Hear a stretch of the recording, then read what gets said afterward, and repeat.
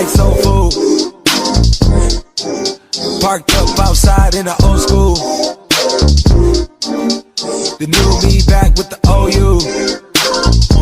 One Piece is not just a straightforward adventure where Luffy and the Straw Hats sail from one island to the next. Oda writes his story with a lot of layers, and one of his most powerful tools is the use of parallels. Characters reflect one another across generations, arcs echo past arcs, and even rivalries are shaped as much by similarities as by differences. Old eras give away to new ones, and every new character or event carries some echo of what came before. And at the heart of it all is one theme: the passing of the torch from one generation to the next. The most important parallel in the entire series is between Gold D. Roger, the Pirate King, and Monkey D. Luffy, the boy who will inherit that title. The similarities between them are obvious on the surface. Both carry the mysterious will of D, both face death with a smile, and they both have an almost magical ability to inspire loyalty, gathering crews of people who would follow them anywhere. Roger had Rayleigh at his side, the Dark King, while Luffy has Zoro, his own right hand. Roger sailed with a group of strange individuals with unique dreams, and Luffy has built the same kind of family with the Straw Hats. The echoes are undeniable, but what makes this parallel so compelling is not just the similarities. It also lies in the differences. Roger reached the final island, Laugh Tale, but he was way too early. The world wasn't ready, and the treasure he discovered became the One Piece of legend. Luffy's journey is designed as the completion of Roger's. Where Roger could only spark the coming storm, Luffy is meant to see it through. That's the essence of Oda's parallels. Roger was the spark, but Luffy is the flame.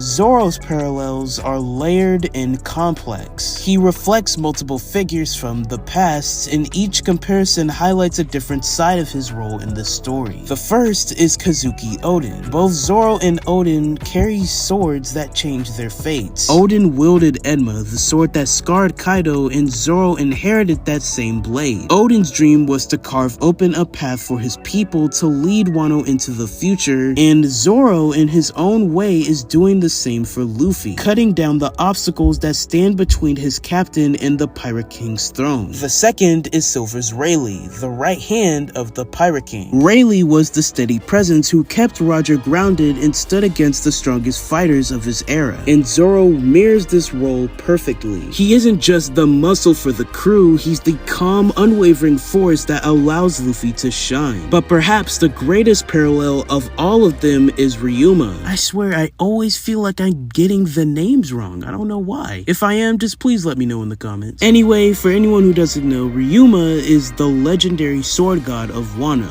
Zoro already fought Ryuma's zombie, inherited his blade Shizui, I think? God damn it, I can't read for shit.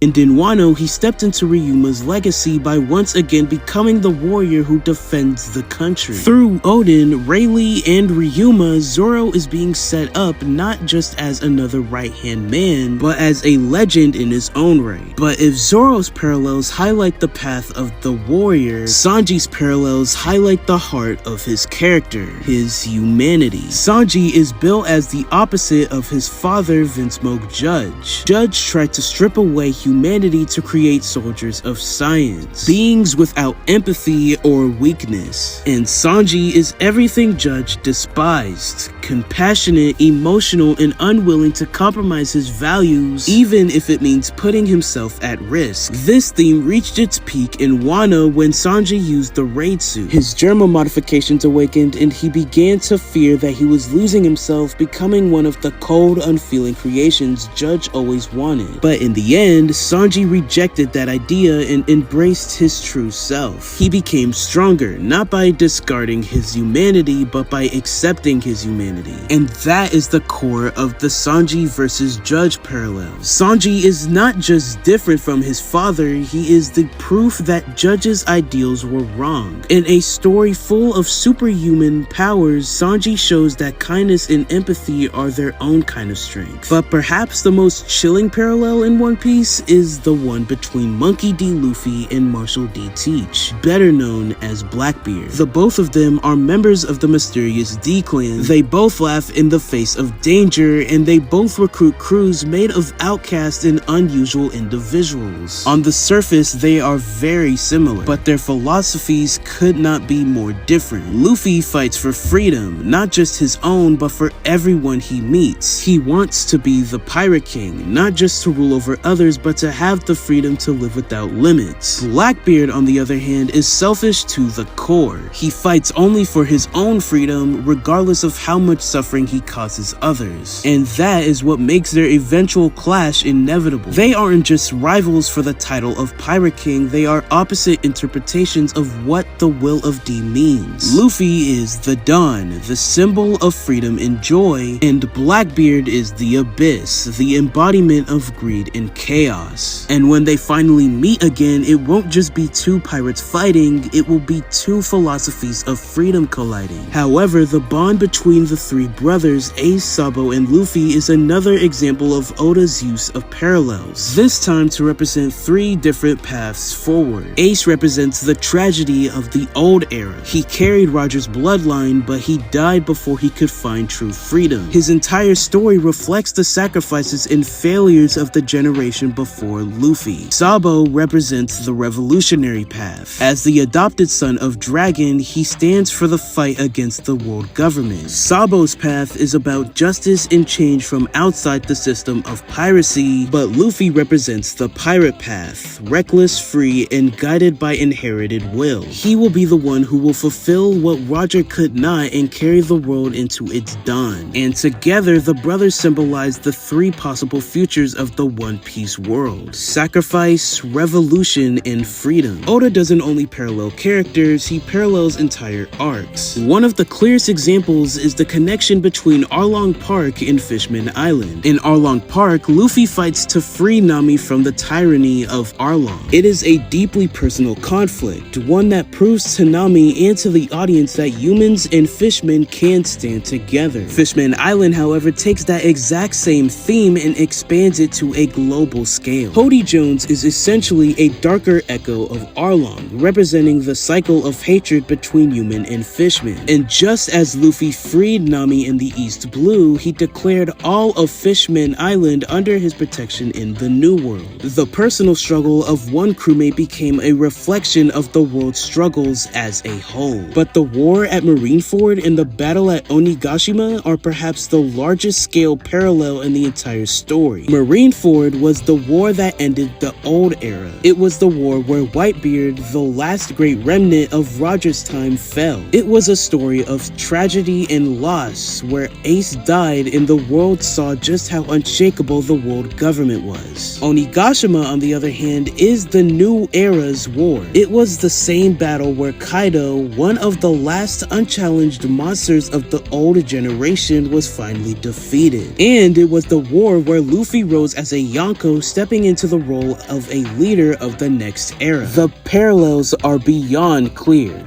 Both were massive battles that shaped history. Both featured the strongest pirates of their time, and both decided the course of the future. But the key difference is tone. Marineford ended in despair, but Onigashima ended in hope. That contrast is the perfect representation of what separates the old era from the new era. So, in conclusion, parallels in One Piece are not just fun details for fans to notice. They are the structure of the story itself. Oda uses them to show us that history repeats, but it also evolves. The old era gives way to the new, and the new generation doesn't simply repeat the past, it surpasses it. Whether it's Luffy and Roger, Zoro and Oden, Sanji and Judge, or even Luffy and Blackbeard, every parallel serves the same purpose: to remind us that One Piece is ultimately about inheritance, what you receive from the past and what you choose to do with it. Anyway, that's all from me. If you enjoyed the video and want to see more like it, be sure to like and subscribe, and I'll see y'all in whatever I make next. Peace.